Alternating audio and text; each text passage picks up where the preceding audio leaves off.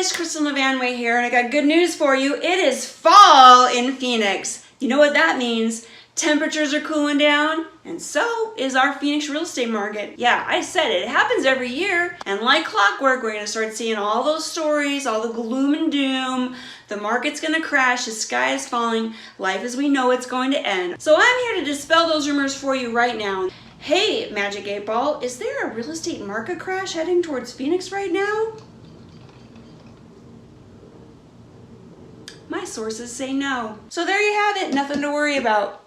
But for those of you that maybe need a few more facts and figures, I got those for you. You know I do. Let's start off with just acknowledging that yes, anytime we start to see any kind of slowdown in our real estate market, people panic. That last crash was a doozy. It impacted so many people, and a lot of people are still recovering. But let's try and remember how bad it actually was back then. I think a lot of people forget what crazy really looks like. Prices were going up like a rocket.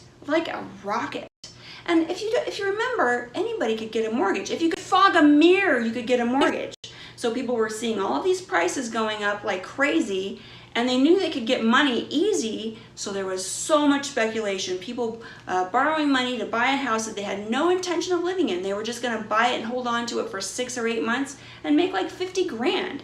It was nuts. Of course, that's a total house of cards that eventually hit a tipping point and just fell apart. And then everything crashed, and it was horrible. But things are different now. First of all, there's a lot of consumer protections in place, so it's not so easy to get a mortgage. As a matter of fact, it was really hard to get a mortgage for a while, and that's eased off some. But still, you have to be well qualified in order to borrow money these days. The other thing is people aren't speculating. People are buying homes to live in them. Even people who are buying homes as investments are doing it for flips, where they're actually improving the homes that were distressed and reselling them, or in some cases they're holding on to them as rental properties.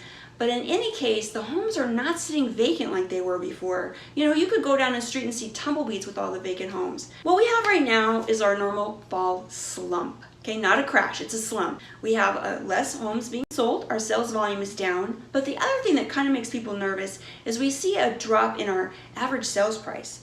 And a lot of that has to do not with prices coming down, but with the fact that there's a different mix of properties on the market. A lot of the luxury listings come off the market in the summer months just because there's no buyers. So they take them off the market, and overall that reduces the average sale price. Once those homes come back on the market, then you'll see the average sale price goes up. And as a matter of fact, we've already had our slump, and we're already starting to see recovery from that.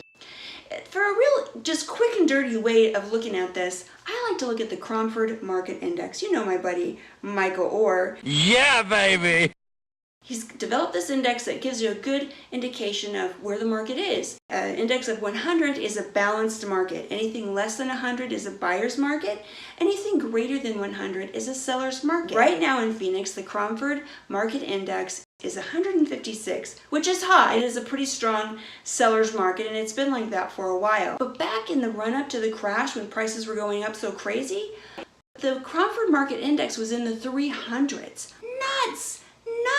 That's crazy. The other great thing about the Cromford Market Index, though, is it gives us like a 3 to 6 month look ahead at what's coming. So if you track that index along with the market activity back then, you can see that the market index predicted what was going to happen. It gave us that 3 to 6 months heads up, and if you can see what's happening right now, you can see there's no such indications. If everything keeps going the way it's been going, we should still continue to see a very healthy, vibrant Phoenix real estate market. As long as no crazy stuff happens, like, I don't know, maybe like a recession?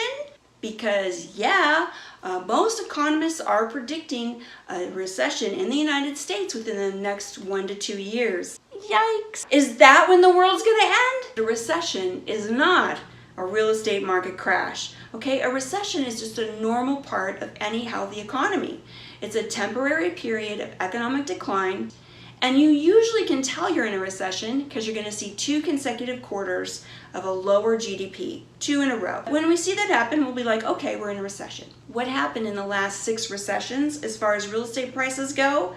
You might be shocked to see this, okay? House prices actually went up in 5 of the last 6 recessions. Okay, the last one, we all know they didn't go up, but the previous 5 before that, the prices actually went up. Most economic experts are saying that the trigger for the next recession is not going to be the real estate market, okay? That's way, way down on the list. In fact, there's some experts that are actually saying that the real estate market, because it's so strong right now, can actually help lead us out of the next recession.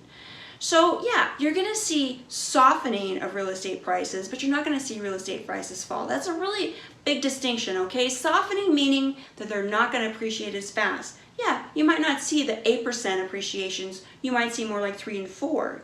But your house price is still going to be more than it was last year. When house prices fall, that means your $300,000 house is now worth $280,000. That's not what we're talking about here. So there you have it, folks. Industry experts and the Magic 8 Ball agree there's nothing to worry about here, right?